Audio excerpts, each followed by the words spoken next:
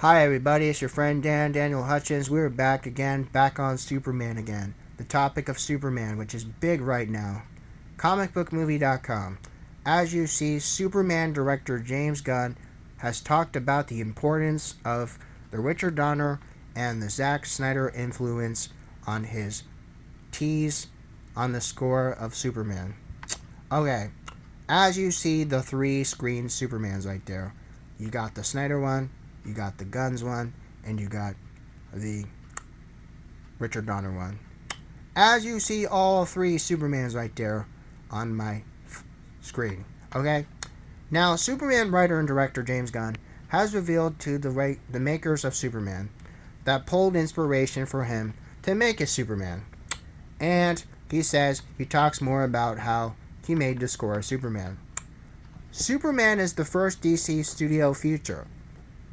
After his success he made from Guardians of the Galaxy trilogy and then also his Suicide Squad universe, James Gunn is also in directing seat. So we expect it to be unlike any other movie featuring Man of Steel, which the last time we saw the Man of Steel was back in 2021, where basically we had the Snyder Cut. And that was about a couple years ago. But still, beside the point, the first poster is made clear that basically it has a lot of visuals we know in common. And we use it to kind of promote the reason why we have these Supermen. Talking to comicbook.com, which we're a friend, comicbook.com, on Superman, he said, I think all the previous Superman has influenced me in a way more closely to the original Donner Superman, because he's influenced me the most. But it isn't like I'm making a Donner movie. I'm different than him. I'm just borrowing a couple things. Okay, he's just borrowing a couple things. Okay? He's just borrowing a couple things, okay? Alright, so he's just kind of taking some things and making them different. Okay? Okay, so as I had to subscribe. Okay. After acknowledging amounts of the excellent stuff that Zack Snyder did for his take of Superman in 2013, James Gunn says the DC Animated Universe, the DCAU, for those who want to know what the real acronym is another source for his inspiration. However, it's the comic books that keep drawing back to him. When it comes back to creating the South, that makes the fantastical DCU. There's a lot of stuff in comic books and beyond comic books, like All-Star Superman, and also, like we said, kind of like the Silver Age Superman and basically the whole, New 52. Okay? The suit actually, quote-unquote, looks like it's right off of New 52. Like, the suit is basically the New 52. Okay? Like, the S and all the way down to the detail, it's like New 52. Okay? Lex Luthor is kind of interesting. Lex Luthor is interesting. He's a scientist billionaire who's really good, and I think he's more kind of magical in a way. Okay? Now, we already talked about Crypto the Superdog on the end of one of my other videos, okay? The fact is, DC Studios is not concerning itself enough when it comes to the Superman in the future in the movies of today's shows. After all, there's not really no need for a movie about the Man of Tomorrow, reality, when in fact we know James Gunn is trying to embrace the comic book universe. Which is not a bad thing, because we want people to embrace the comic book universe. We want people to embrace the comic book universe. Okay? As for Superman's score, he pays homage to the past. There's obvious nods to John Williams and why his beautiful score of Superman is not the only thing in the soundtrack. Not the only thing in the soundtrack. In fact, the soundtrack's probably going to come out a couple months before the movie, but you already know. There's a couple songs, and I chose those songs beforehand. It's not like I like any of the ones from the previous movies. It's just the score, it drives so much more, he says. Now, Superman, DC Studios' first movie that hit the screen in July, worldwide in the summer of Warner Bros. Pictures, and the signature art style by James Gunn takes the original superhero film in a newly imagined way, in a singular blend of action, more to the goodness of humankind. Again, we already know that, okay? Now, okay, you already know that, okay? So we're kind of talking about stuff in circles now. Okay, so let's go back to comic book movies home and see what else we can find. Okay, alright.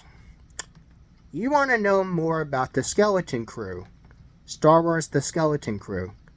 Spoiler alert, if you haven't seen the first 3 episodes, watch this on your own risk. They're spoiler alerts. Okay? Star Wars The Skeleton Crew, Episode 4, spoiler alert, has a shocking twist that puts the whole crew in danger of one of their own. In Episode 4 in The Skeleton Crew, which takes place this week, the 4th episode of Skeleton Crew, I can't say I remember No at Aten, as now streaming on Disney+. It puts our young heroes in a somewhat shady situation with a new companion in the middle of a war between 2 rival fractions of a planet that kind of looks like a nuclear apocalypse.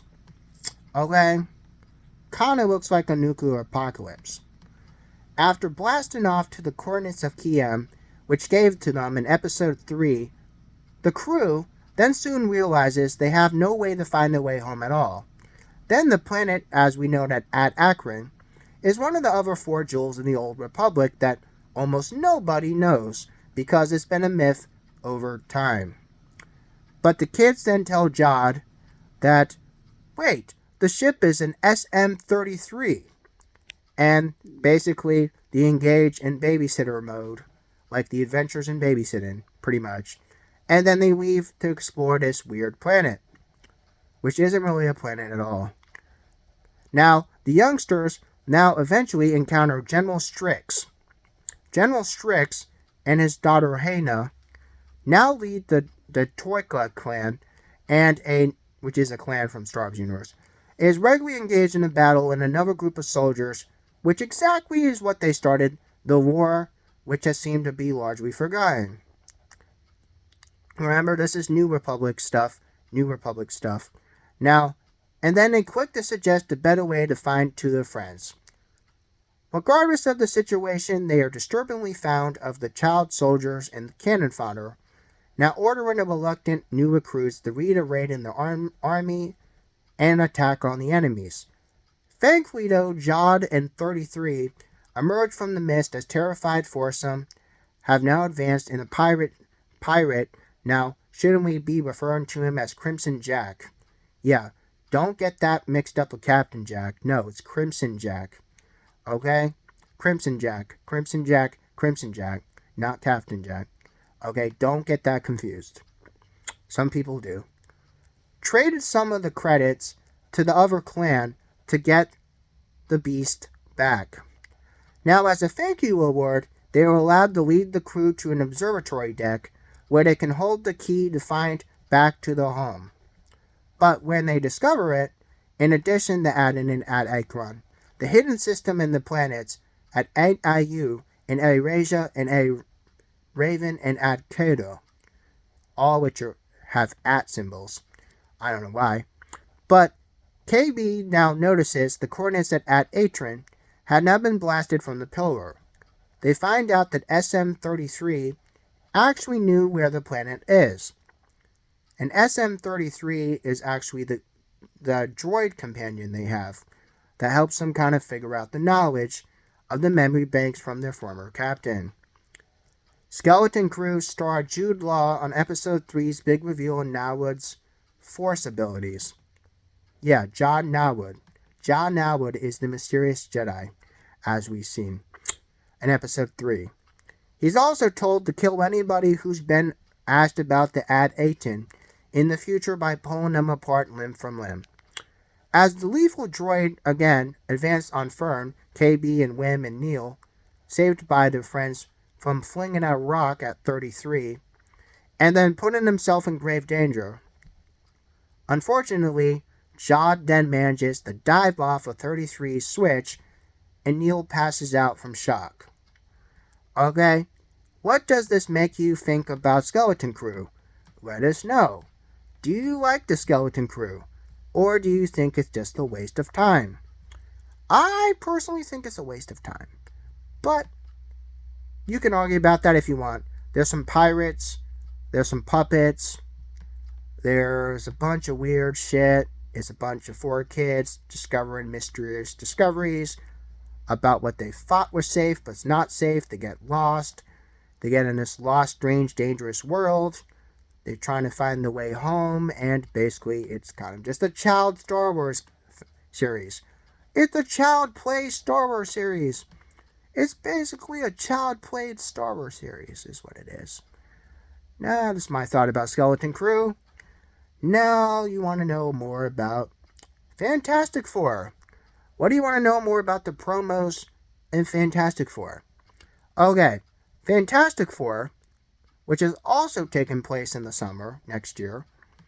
Okay, a first look at everything from the Avengers, the Spider-Man, and now we take a look at Fantastic Four. Keep the old traditions alive, eh? Yep.